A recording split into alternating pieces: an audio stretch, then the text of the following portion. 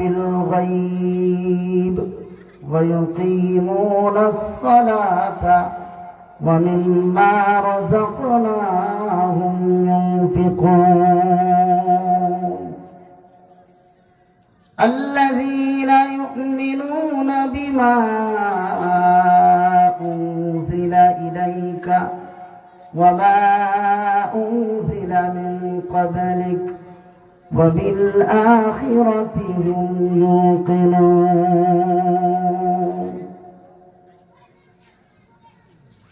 রব্বে কারীম সূরাতুল বাকারা দ্বিতীয় নম্বর আয়াতের ভিতরে পৃথিবীর মধ্যে সর্বশ্রেষ্ঠ গ্রন্থ আল কোরআনুল কারীমের বৈশিষ্ট্য বর্ণনা করেছেন।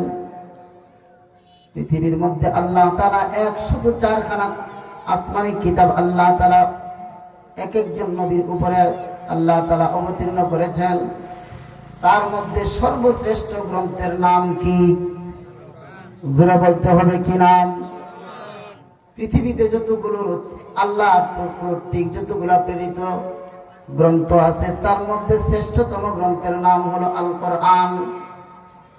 পৃথিবীতে কোন লেখক যখন কোন লেখনী লেখে, কোন বই রচনা করে, কোন পুস্তক লিখে, তার শুরু লগ্নে লেখক তার আর্জি পেশ করে, মানুষের কাছে দুর্বলতা প্রকাশ করে আর বলে, পাঠকবৃন্দ আপনারা যখন আমার এই লিখিত কিতাবটা পাঠ করবেন, পাঠ করার পরে দিয়া যখন তার মধ্যে কোনো ভুল ত্রুটি আপনার চোখে নজরে পড়বে, আমাকে একটু অবগত করাইবেন, আমি পরবর্তী সংস্করণে আমি সংশোধন করে দেব।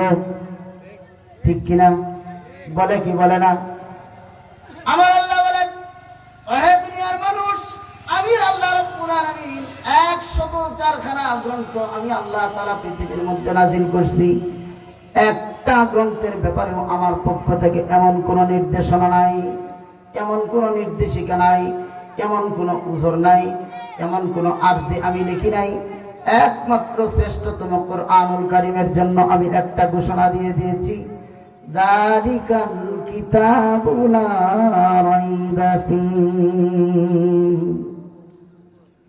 একমাত্র কোরআন যার মধ্যে বিন্দু পরিমাণেরও কোনো সন্দেহ নেই। আসেনি? কোরআনের মধ্যে কোনো সন্দেহ আছে? ওয়া ইন কুনতুম ফি রাইবিন মিম্মা নাযালনা আলা আবদিনা ফাআতু বিসূরাতিন মিন মিসলিহি وادعوا شهداءكم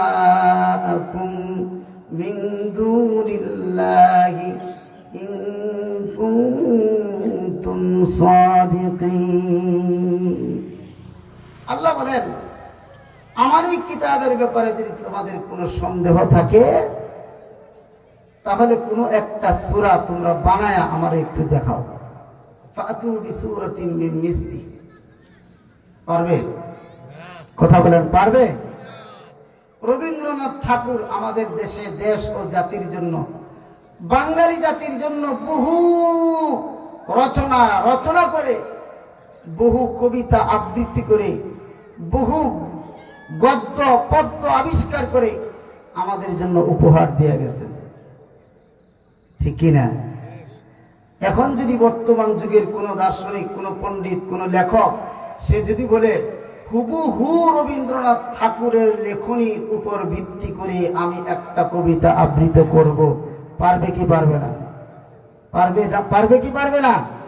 পারবে, 100% পারবে। কিন্তু আল্লাহ বলেন, আমি যে কোরআন নাযিল করছি, এই কোরআন এমন এক কোরআন, এই কিতাব এমন এক কিতাব, যেই কিতাবের সূরা তো দূরের কথা, পূর্ণ কবিতা তো দূরের কথা, পূর্ণ একটা পৃষ্ঠা তো দূরের কথা, একটা লাইনের মতন একটা লাইন আবিষ্কার করবে এমন পৃথিবীতে যোগ্যতা সম্পন্ন মানুষই আমি দুনিয়াতে সৃষ্টি করি নাই। ঠিক কিনা বলেন? মুহতারাম হাজরিন, আলোচনা চলে যেতেছে অন্য দিকে। বলতেছিলাম, মুসলিম শরীফের হাদিস, আল্লাহ রাসূল বলছেন, এই পৃথিবীতে আজকে যারা এই মজলিসে আসছে আমাদের ফায়দা কি? আল্লাহ রাসূল বলেন, একদল ফেরেশতাকে আল্লাহ তাআলা সৃষ্টি করে রাখছেন মালাইকাতুন সাইয়াহুনা, তারা পৃথিবীর আনাচে কানাচে তারা খালি ঘোরাঘুরি করে। এই গ্রাম থেকে ওই গ্রামে, ওই বাজার থেকে ওই বাজারে, এই এলাকা থেকে ওই এলাকায় ওরা দৌড়াদৌড়ি করে। কেন দৌড়াদৌড়ি করে? ওদের দৌড়াদৌড়ি করার কারণেই হলো যে কোথায় দিনের আলোচনা হইতেছে, কোথায় দিনী কথা হচ্ছে, কোথায় আল্লাহর কোরআনের কথা হচ্ছে, কোথায় রাসূল পাক সাল্লাল্লাহু আলাইহি সাল্লামের সুন্নাত নিয়ে আলোচনা হচ্ছে, এইগুলো তারা খুঁজে খুঁজে বেড়ায়। একজন ফেরেশতা এরকম ঘুরতে ঘুরতে ঘুরতে ঘুরতে নেত্রকোনা জেলার পূর্বতলা থানার আওতাধীন, আজকে আপনাদের শান্তি মার্কেট সংলগ্ন এই যে বাইতুল উলুম, কি বাইতুল উলুম ইউনুসিয়া মাদ্রাসা কর্তৃক আয়োজিত আজকের ৬ষ্ঠ বার্ষিকী ওয়াজ মাহফিলের মধ্যে আল্লাহর কিছু পাগলের দলেরা তারা বৈশা রয়েছে সন্ধ্যার থেকে। তারা বৈশা রয়েছে তারা উলামায়ে কেরাম কোরআন থেকে কথা বলতেছেন, হাদিস থেকে কথা বলতেছেন, তারা মনোযোগ দিয়ে শুনতেছে। আল্লাহর নবীজি ইরশাদ করেন, ওই সমস্ত মানুষগুলো উলামায়ে কেরামের জবান থেকে তারা কোরআনের কথা শুনতেছে, দ্বীনি কথা শুনতেছে। ফেরেশতারা ওই সমস্ত মজলিসের মধ্যে শ্রোতা আকারে তাদের সঙ্গে বসে যায়।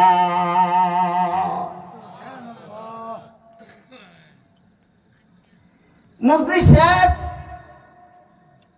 প্রধান বক্তা, প্রধান আলোচক আলোচনা শেষ করে দোয়ার মাধ্যমে যখন মজলিসকে সমাপ্তি ঘোষণা করে, মানুষজন বাড়ির দিকে রওনা দেয়। মালাইকাতুন সাইয়াহুন, যারা নাকি ওই যে ঘুরতে ঘুরতে আইসা আপনার আমার মজলিসে বসছিল, তারাও আরশের দিকে চলে যায়, ডাইরেক্ট আল্লাহর কাছে চলে যায়।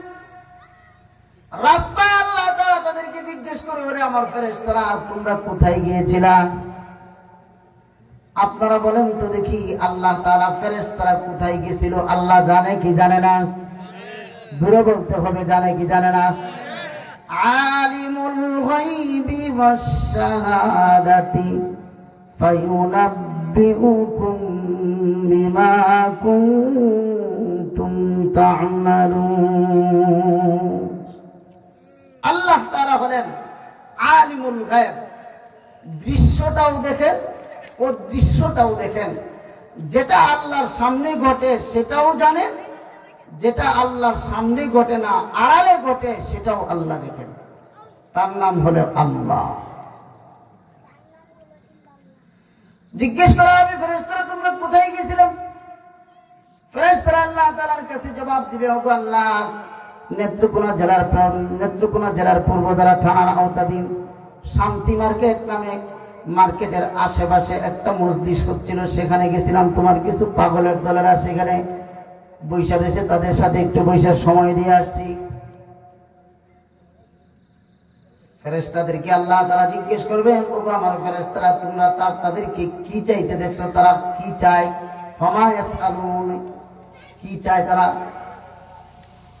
ফেরেশতারা আল্লাহ তাআলার কাছে বলবেন, ওগো আল্লাহ, তারা তোমার কাছে ক্ষমা চায়, ক্ষমা। কি চায়? কি চায়? কিসের ক্ষমা? দুনিয়ার কোন আসামি যদি জেলখানায় যান, ফাঁসির আসামি, ফাঁসির পরোয়ানা জারি হয়ে গেছে, এরকম ভাবে আপনার আদালত থেকে রায় দেয়া গেছে, অমুক মাসের অমুক তারিখের রাত 9টার সময় তাকে ফাঁসির কাস্টে ঝুলতে হবে, তাকে ঝুলাই দেওয়া হবে। জীবনের শেষ মুহূর্তের কোন আর্জি যদি তার কাছে থাকে, তাহলে তার কাছে যা পেশ করো, তার জীবনের শেষ অন্তিম মুহূর্তের আবেদনটা যেন পূরণ করে দেয়। করে কি করে না?